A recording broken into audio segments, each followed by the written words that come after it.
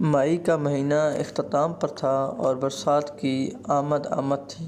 موسم میں بدلاؤ آنے لگا تھا۔ کبھی کبھی ابر ہوتا، کبھی دھوپ کھل جاتی اور کبھی تیز ہوائیں چلنے لگتیں۔ آج بھی کچھ ایسا ہی ہو رہا تھا۔ بہت دنوں کے بعد آج من ہوا کہ پیدل ہی سفر کی جائے، سو میں پیدل ہی بازار کی طرف چل پڑا۔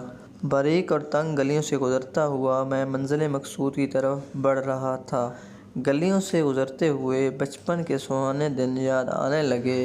دن رات انہی گلیوں میں دوڑتے پھرتے تھے۔ اب تو برسوں میں بھی ادھر سے گزر تک نہیں ہوتا۔ پیدل چلنے کی عادت ہی نہیں رہی اور کار ان تنگ گلیوں سے گزر نہیں سکتی۔ سوچا بازار تک آ ہی گیا ہوں تو کیوں نہ برکت علی قیمے والے کا مشہور و معروف قیمہ نان نوش فرمایا جائے۔ یہ خیال آتے ہی بازار میں دائیں طرف گلی میں مڑ گیا جہاں برکت اپنی نان والی ریہڑی لگاتا تھا، لیکن جیسے ہی میں اگلے نکڑ پر پہنچا اس منظر کو دیکھ کر اچانک میرے قدم رک گئے۔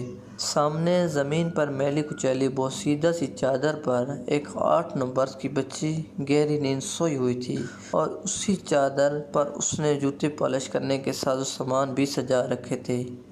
یعنی یہ کہ اس کی جوتے پالش کرنے کی دکان تھی۔ مجھے اس بچی پر بڑا ترس آیا۔ معصوم سی صورت، بکھرے ہوئے بال جن پر سڑک سے اڑ اڑ کر دھول جم گئی تھی۔ میں خاموشی سے وہیں کھڑے رہ کر اس کے جاگنے کا انتظار کرنے لگا۔ کچھ دیر بعد وہ بچی نیند سے بیدار ہو گئی اور آنکھیں مسلتی ہوئی میری طرف دیکھ کر بولی، جوتے پالش کروانے ہیں جناب؟ میں نے مسکرا کر جواب دیا، جی ہاں کروانے تو ہیں، لیکن میں تو جوتے گھر ہی بھول گیا ہوں۔ آپ ایسا کریں، یہ پیشگی پیسے رکھ لیں، بعد میں آ کر آپ سے جوتے پالش کروا لوں گا۔ بولتے ہوئے میں نے جیب سے 500 کا نوٹ نکال کر بچی کی طرف بڑھا دیا۔ وہ حیرت اور بے چارگی سے میری طرف دیکھنے لگی۔ میں نے پوچھا، کیا ہوا؟ لو یہ پیسے۔ کہنے لگی، جناب واپس دینے کے لیے کھلے پیسے نہیں ہیں میرے پاس۔ میں نے ہنستے ہوئے کہا، کوئی بات نہیں، پورے رکھ لو۔ کہنے لگی، پالش کی اتنی اجرت نہیں بنتی جناب۔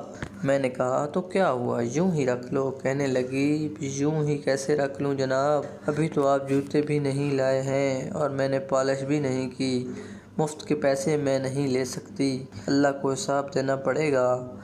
بچی کا جملہ سن کر میرا پورا وجود لرز گیا۔ میں حیرت سے اس بچی کی طرف دیکھنے لگا اور بچی معصومیت سے میری طرف دیکھے جا رہی تھی۔ مجھے افسوس ہوتا ہے ان سفید پوش حکمرانوں پر جن کے پاس پہلے سے ہی حرام کی کافی کمائی ہونے کے باوجود بھی عوام کے حق کا لاکھوں کروڑوں ہضم کر جاتے ہیں اور انہیں خدا کا خوف تو دور احساس تک نہیں ہوتا۔